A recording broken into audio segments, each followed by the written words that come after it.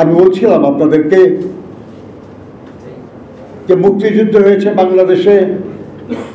মুক্তিযুদ্ধের পরে আমরা যারা যুদ্ধ করলাম, যারা যুদ্ধে যায় না, যুদ্ধের ধারে কাছে ছিল না, এমন মানুষদেরকে আমরা দেখেছি তারা মহান মুক্তিযুদ্ধের চেতনা শেখাতে এসছেন আমাদেরকে।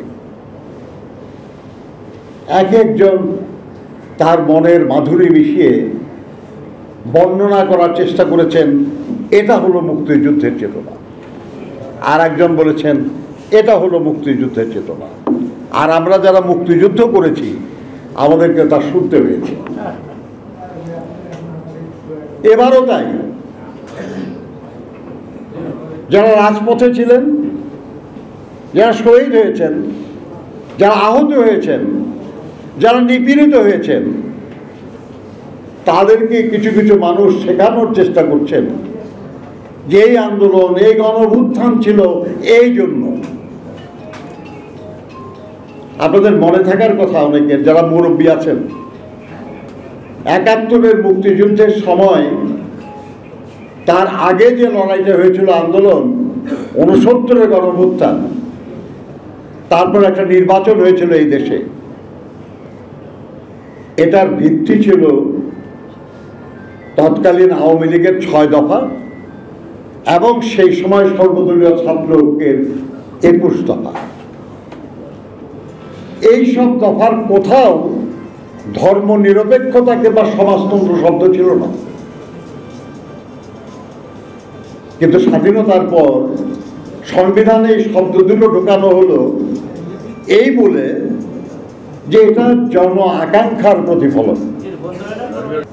যারা গুম হয়ে আছেন, অনেক বছর পরে অনেকেই মুক্ত হয়েছেন, যারা এখনো হন নাই তাদের পরিবার তাদের প্রতীক্ষায় আছে। আমরা আল্লাহর কাছে দোয়া করি যেন তারা তাদের স্বজনদের ফিরে পায়, আর না পেলে আল্লাহ যেন তাদেরকেও বেহেশত নসিব করেন। লক্ষ লক্ষ মানুষ এদেশে হামলা মামলার শিকার হয়েছে, আহত হয়েছে, পঙ্গু হয়েছে, চোখ হারিয়েছে। এই মানুষগুলি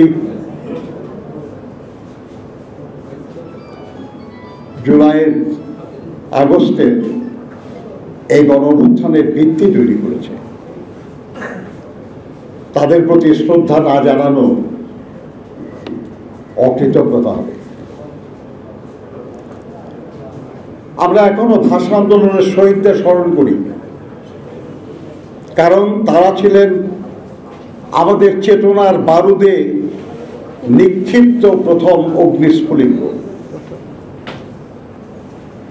তারা আমাদের চেতনার বারুদে আগুন ধরিয়ে দিয়েছিলেন, যার ফলে আমরা আমাদের মাতৃভাষাকে রাষ্ট্রভাষা হিসেবে পেয়েছিলাম। এবং ওই যে আমাদের সমুন্নত চেতনা, সেটাকে ধারণ করেই আমরা মুক্তিযুদ্ধ করেছি। আর সেই মুক্তিযুদ্ধের চেতনাকে ধারণ করে আমরা ৯০ ছাত্র গণঅভ্যুত্থান করেছি। আর সেই চেতনার ধারাবাহিকতায় আমরা স্বৈরাচার বিরোধী আন্দোলন করেছি। স্বৈরাচার ফাঁসিবাদে পরিণত হয়েছে, সেই ফাঁসিবাদের বিরুদ্ধে আমরা লড়াই করেছি এবং আমরা দেশকে মুক্ত করেছি ফাঁসিবাদের হাত থেকে। শুধু শাসক বদলানোর জন্য এই লড়াই হয় নাই। স্বাধীনতার যুদ্ধ যেমন শুধু একটি ভূখণ্ড পাওয়ার জন্য ছিল না, গণতন্ত্রের জন্য ছিল, মানবিক মর্যাদার জন্য ছিল, সামাজিক ন্যায় বিচারের জন্য ছিল। তেমনি এই ১৬ বছরের অব্যাহত আন্দোলন, ২৪-এর ছাত্র গণঅভ্যুত্থান, এটাও শুধুই একজন শাসকের পরিবর্তনের জন্য না, অগণতান্ত্রিক একটা সরকারের বিপরীতে একটা গণতান্ত্রিক সরকার প্রতিষ্ঠার জন্য।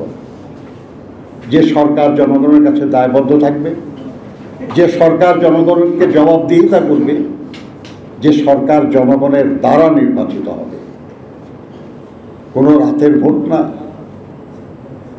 কোনো প্রার্থীহীন নির্বাচন না, কোনো আমি দাবির নির্বাচন না, একটা অবাধ সুষ্ঠু নিরপেক্ষ নির্বাচন।